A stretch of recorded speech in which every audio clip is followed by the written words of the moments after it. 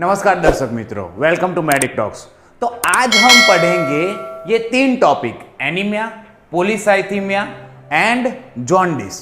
तो ये तीनों टॉपिक जो है this are related to red blood cells. तो सबसे पहले आप रेड ब्लड सेल्स के जो भी हमने लेक्चर बनाए हैं वो लेक्चर अच्छे से देख लीजिए और उसके बाद फिर ये लेक्चर स्टार्ट कीजिए। तो सबसे पहले हम पढ़ेंगे एनीमिया के बारे में। Now, what is anemia? So, anemia is a blood disorder which is characterized by number 1, decreased number of RBCs, number 2, decreased content of hemoglobin, and number 3, decrease in mean corpuscular volume. So अगर इन तीनों में से कोई भी एक चीज है तो उसको हम कहेंगे anaemia. Now what are the causes of this three? Anaemia क्यों होता है, ऐसा क्यों होता है? तो उसका ये कारण है। Number 1, due to decreased production of RBCs, increased destruction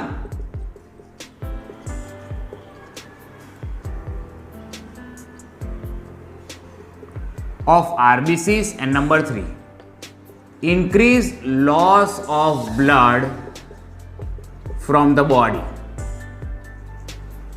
So ये तीन कारणों की वजह से हमारे बॉडी में एनीमिया होता है।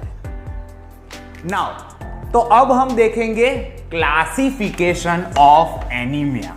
तो एनीमिया जो है वो दो तरह से क्लासिफाई होता है। Number 1, according to its structure, जिसको कहते हैं morphological classification, and number 2, according to the aetiology और कॉज ऑफ द एनीमिया, जिसको हम कहते हैं इटियोलॉजिकल क्लासिफिकेशन।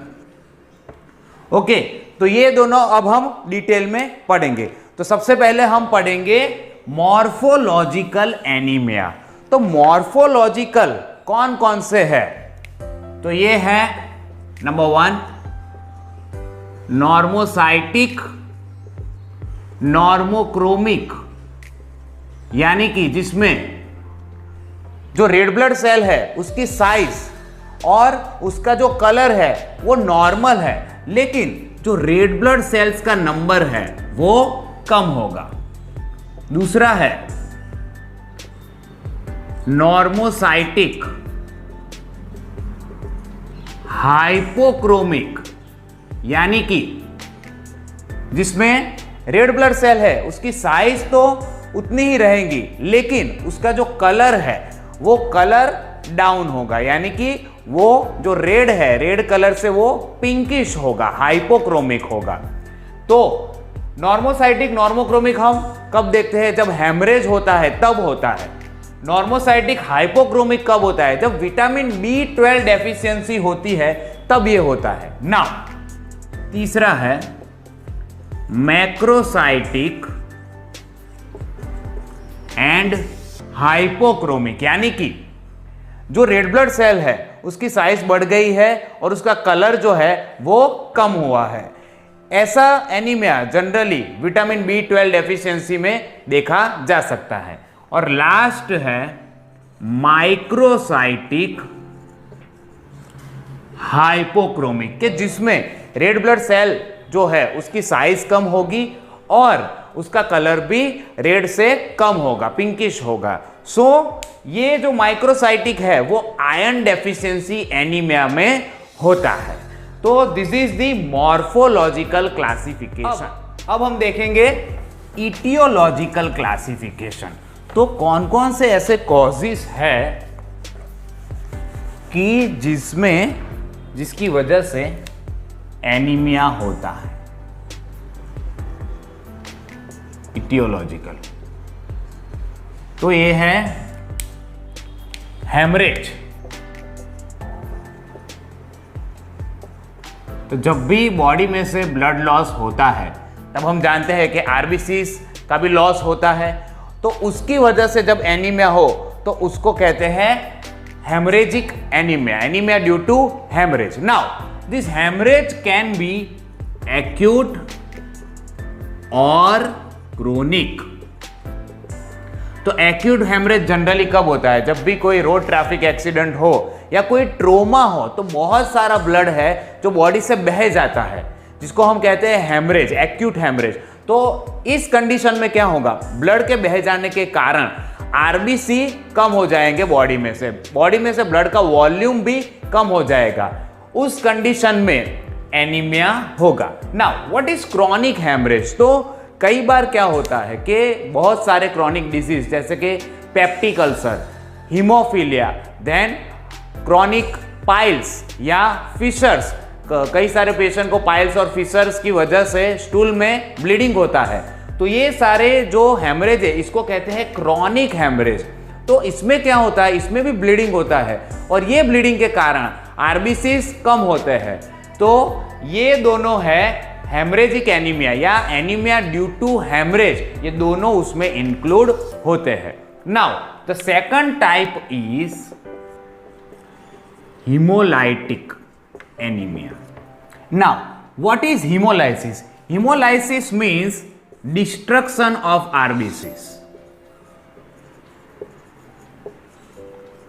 Now, तो ये जो हीमोलाइटिक एनीमिया है उसमें क्या होता है? आरबीसी का डिस्ट्रक्शन होता है। हीमोलाइटिक एनीमिया के भी दो टाइप्स हैं। फर्स्ट इज एक्सट्रिंसिक, के जिसमें आरबीसी का डिस्ट्रक्शन है, उसके positive factors outside the RBCs हो गए, यानी कि आरबीसीज के बाहर के हो गए। और दूसरा है इंट्रिंसिक हीमोलाइटिक एनीमिया, कि जिसमें आरबीसी का डिस्ट्रक्शन होगा आरबीसी के ही किसी कॉज के कारण। तो सबसे पहले हम देखते हैं एक्सट्रिंसिक हीमोलाइटिक एनीमिया।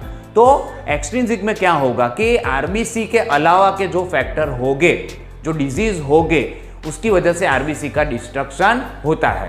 नाउ कौन कौन से डिजीज में ऐसा होता है? तो liver failure, renal disorder, burns, उसके बाद certain infections like hepatitis, malaria, then hypersplenism, उसमें ये हीमोलाइटिक एनीमिया देखने को मिलता है।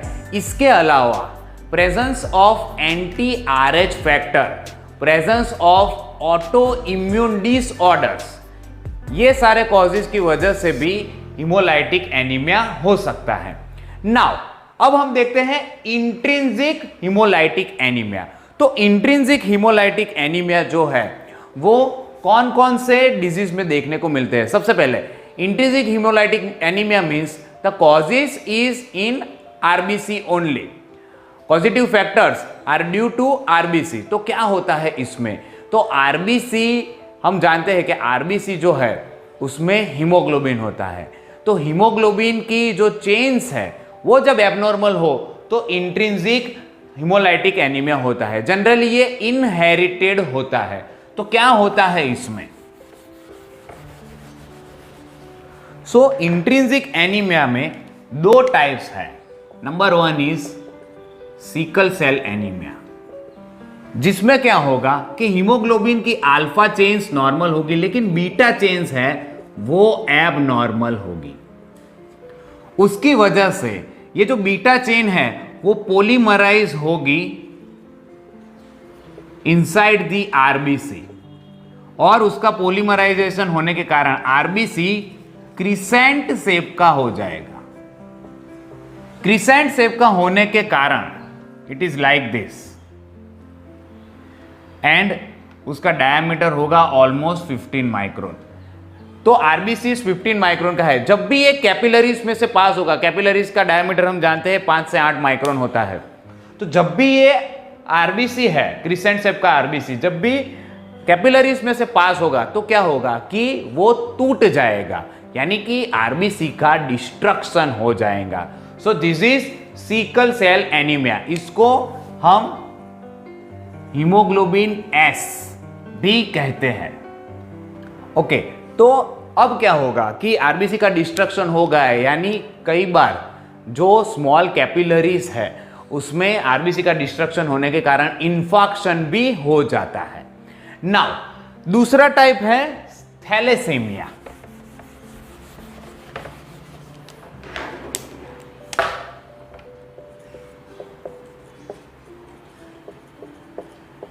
सो थैलेसीमिया में क्या होता है, या अल्फा चेन्स एबनॉर्मल होगी या तो बीटा चेन्स एबनॉर्मल होगी। अल्फा चेन्स एबनॉर्मलिटी के दो टाइप हैं, माइनर एंड मेजर। बीटा के भी दो टाइप हैं, माइनर और मेजर। इन दोनों में से कॉमन है बीटा थैलेसीमिया। सो क्या होता है इसमें भी, जब अल्फा चेन्स की एबनॉर्मलिटी होगी तो बीटा चेन्स एक्सेसिव हो जाएगी, और चिल्ड्रन में कई बार क्या होगा कि गामा चेन्स जो है वो भी एक्सेसिव हो जाएगी। अल्फा थैलेसीमिया जनरली इन्फेंट्स में देखने को मिलता है। बीटा थैलेसीमिया में क्या होता है कि बीटा जो चेन है वो एबनॉर्मल हो जाएगी, उसकी वजह से अल्फा चेन्स जो है वो एक्सेसिव हो जाएगी।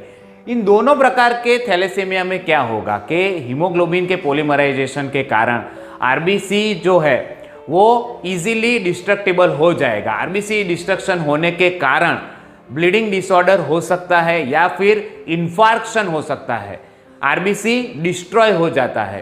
तो इन दोनों प्रकार के थैलेसीमिया में हमें बार बार रिपीटेडली ब्लड ट्रांसफ्यूजन देना पड़ता है। नाउ तो ये दोनों टाइप हमने देखे इटियोलॉजिकल में। The first was hemorrhagic, the second was hemolytic. Now the third one is nutrition deficiency anemia. So anemia due to nutrition deficiency, उसमें सबसे कॉमन है iron deficiency anaemia.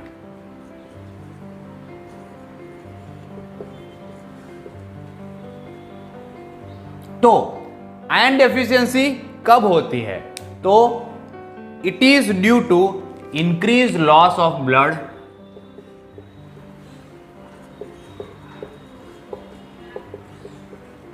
Decrease intake of iron, then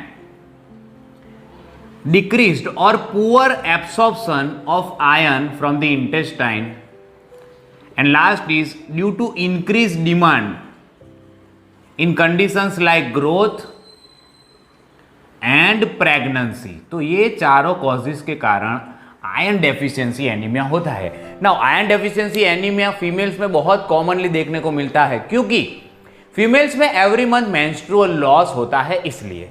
now iron deficiency anaemia में क्या होगा, तो RBC जो है वो microcytic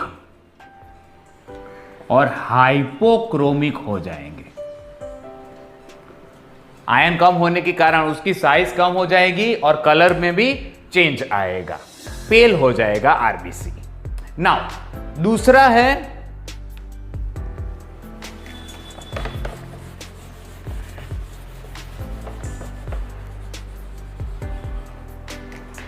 vitamin B12 deficiency anaemia, जिसको हम पर्नीसियस एनीमिया भी कहते हैं और एडिसन्स एनीमिया भी इसको कहा जाता है। क्या होता है इसमें, तो गैस्ट्रिक म्यूकोजा में कई बार जो पैराइटल सेल्स है उसका डिस्ट्रक्शन हो जाता है।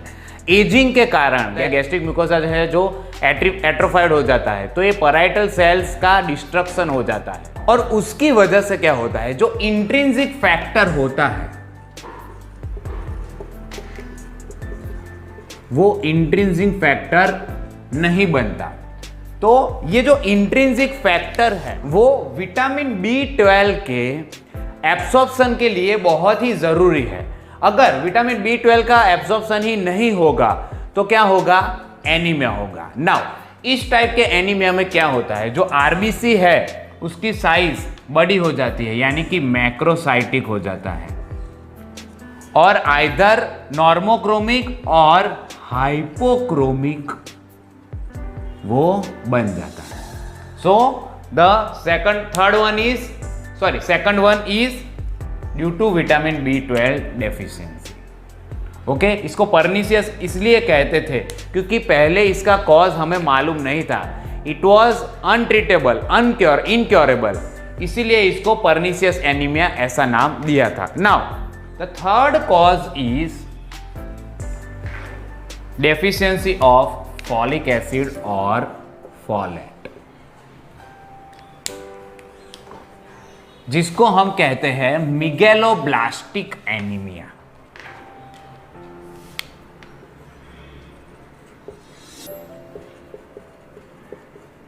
Megaloblastic anaemia. जो आरबीसी है उसके मैच्योरेशन के लिए फॉलेट, विटामिन B12 दोनों चाहिए. जब भी फॉलेट डेफिशिएंसी होगी तो क्या होगा, आरबीसी प्रोडक्शन प्रॉपरली नहीं होगा, तो उसकी वजह से एनीमिया होगा. नाउ इसमें आरबीसी जो है वो मेगलोब्लास्टिक और हाइपोक्रोमिक हो जाता है. नाउ सो ये 3 टाइप्स हमने देखे एनीमिया के, इटियोलॉजिकल के. Now the fourth one is aplastic anaemia. तो एप्लास्टिक एनीमिया में क्या होता है, तो aplastic anaemia is due to disorder of red bone marrow. क्या होता है कि रेड बोन मैरो में फैटी टिश्यू जमा हो जाती है और उसकी वजह से आरबीसी प्रोडक्शन कम हो जाता है. कब होता है ऐसा, it is due to repeated exposure to X-rays और gamma rays, presence of toxins, bacterial toxins, gold, etc. Then infections like tuberculosis, then viral infections like hepatitis, HIV, etc. Aplastic anaemia में जो आरबीसीज है वो normochromic और normocytic होते हैं. And the last type of etiological anemia is anemia due to chronic diseases. Now कई सारे chronic diseases like rheumatoid arthritis, then tuberculosis, then renal failure or renal disorders, and neoplastic disorders like Hodgkin's disease. इन सारे diseases में क्या होता है कि haemoglobin है उसके फॉर्मेशन में इंबैलेंस होता है, या एरिथ्रोपोएटिन का जो फंक्शन है वो एग्जीक्यूट नहीं हो पाता है और उसकी वजह से एनीमिया होता है. तो इटियोलॉजिकल में हमने टोटल 5 टाइप्स देखे, and which are, first is haemorrhagic, then haemolytic, then nutrition deficiency,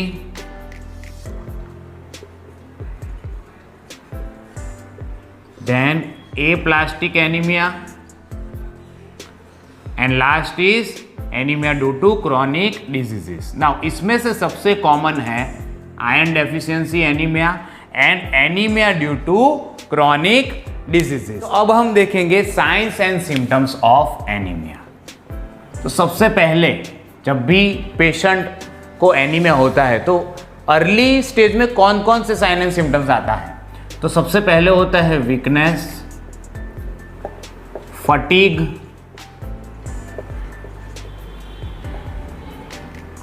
then loss of concentration, कई बार गिडीनेस और हेडेक भी होता है. अब आरबीसी का नंबर कम होने के कारण ऑक्सीजन जो पहुंचना चाहिए टिश्यू तक वो कम मात्रा में पहुंचता है, तो क्या होगा कि रेस्पिरेटरी सिस्टम जो है वो अपना रेट और फोर्स बढ़ा देंगी, यानी कि there will be increase in rate and force of respiration, ऐसा क्यों होता है कि रेस्पिरेटरी सिस्टम क्या करेगी कि बाहर से एटमॉस्फेयर से ज्यादा हवा अंदर लेने का ट्राई करेगी कि जिससे ज्यादा ऑक्सीजन बॉडी में आए और टिश्यू तक पहुंच सके। नाउ आरबीसी कम है और ऑक्सीजन पूर्ति मात्रा में नहीं जा रहा है टिश्यू तक, तो हार्ट कार्डियोवास्कुलर सिस्टम अब क्या करेगी कि वो बार बार आरबीसी टिश्यू तक जाए, उसके लिए अपना रेट जो है वो बढ़ा देगा। तो इसकी वजह से क्या होगा, टैकीकार्डिया होगा। So this both are compensatory mechanism. Now skin और म्यूकस मेम्ब्रेन जो है वो पेल हो जाएंगे,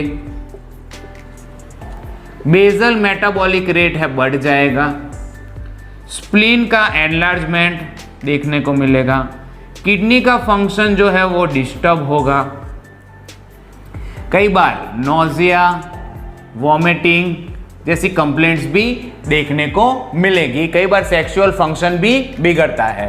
सो this are the signs and symptoms of anaemia.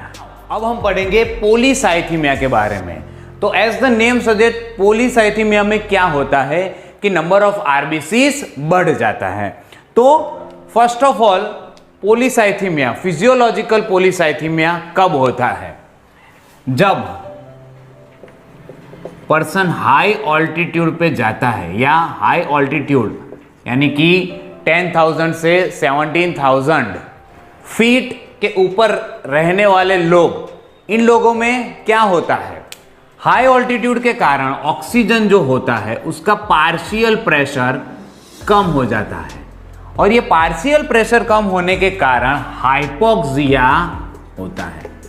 Now जैसा कि हम जानते हैं कि हाइपोक्सिया से आरबीसी प्रोडक्शन बढ़ जाता है, आरबीसी प्रोडक्शन बढ़ जाता है। तो जब भी कोई लो ऑल्टीट्यूड से हाई ऑल्टीट्यूड तक जाता है या फिर हाई ऑल्टीट्यूड पे रहने वाले लोगों में ये पॉलीसाइथीमिया देखने को मिलता है। तो this is the physiological polycythaemia. इसमें क्या होता है, आरबीसी का नंबर है 6 to 7 मिलियंस पर क्यूबिक मिलीमीटर ऑफ ब्लड देखने को मिलता है। नाउ कई बार कंजेस्टिव कार्डियक फेलियर वाले पेशेंट में भी ये हाइपोक्सिक कंडीशन देखने को मिलती है। कंजेस्टिव कार्डियक फेलियर में क्या होता है, जो ब्लड है वो ब्लड प्रॉपरली पंप नहीं हो पाता क्योंकि इसमें कार्डियक मसल जो है वो वीक हो गए होते हैं। तो ब्लड प्रॉपरली पंप ना होने के कारण टिश्यू में हाइपोक्सिक कंडीशन होती है, और हाइपोक्सिया जब भी होगा तब आरबीसी का प्रोडक्शन बढ़ जाएगा, तो तब भी पॉलीसाइथीमिया होगा। So this is pathological polycythaemia. एक और एंटिटी भी है जिसको हम कहते हैं polycythaemia vera. Now it is due to a genetic aberration. क्या होता है कि साइटोब्लास्टिक सेल जो है वो आरबीसी का प्रोडक्शन जो है वो स्टॉप ही नहीं करते, और इसके कारण कई बार आरबीसी का जो नंबर है 7 to 8 मिलियन पर क्यूबिक मिलीमीटर ऑफ ब्लड इतना हो जाता है। और जो हिमेटोक्रिट है वो भी 70 to 80% हो जाता है। हिमेटोक्रिट हम जानते हैं कि नॉर्मल होता है 40 to 45%। नाउ अब क्या होता है कि आरबीसी का इतना बड़ा नंबर होने के कारण विस्कोसिटी जो है ब्लड की वो बढ़ जाती है और वॉल्यूम भी बढ़ जाता है। नाउ विस्कोसिटी बढ़ने से जो वीनस रिटर्न है वो कम हो जाता है, और वॉल्यूम बढ़ने से वीनस रिटर्न है वो बढ़ता है, यानी कि वीनस रिटर्न जो है वो उसमें कोई चेंज नहीं आएगा। नाउ पॉलीसाइथीमिया वीरा में क्या होता है कि स्किन और म्यूकस मेम्ब्रेन ब्लूइश या पेल हो जाता है। जनरली वो ब्लूइश देखने को मिलते हैं क्योंकि इस कंडीशन में हीमोग्लोबिन जो है वो डीऑक्सीजनेटेड होता है, इसीलिए हमको ब्लूइश कलर देखने को मिलता है। अब हम पढ़ेंगे जॉन्डिस के बारे में। तो जॉन्डिस क्या है? Jaundice is yellowish discoloration of skin and mucous membrane. तो ऐसा क्यों होता है? जब भी ब्लड में बिलीरुबिन की मात्रा बढ़ जाती है तब ये येलोइश डिस्कलरेशन हो जाता है। नाउ जॉन्डिस के मेनली दो टाइप है। सबसे पहला है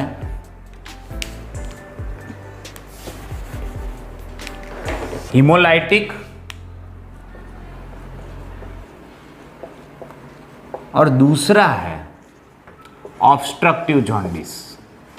ना हीमोलाइटिक एनीमिया कब होता है? जब आरबीसीज का डिस्ट्रक्शन बढ़ जाता है तब हीमोलाइटिक जॉन्डिस होता है। क्या होगा कि जैसा कि हम जानते हैं कि आरबीसी का डिस्ट्रक्शन होने के कारण हीमोग्लोबिन जो है, हीमोग्लोबिन की अल्फा मीथेन चेन जो है उसका ऑक्सीडेशन होगा, जिसमें से बनेगा वर्डो हीमोग्लोबिन।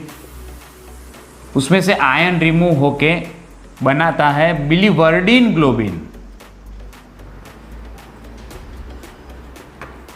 इसमें से ग्लोबिन निकल जाता है और बनाता है बिलीवर्डिन।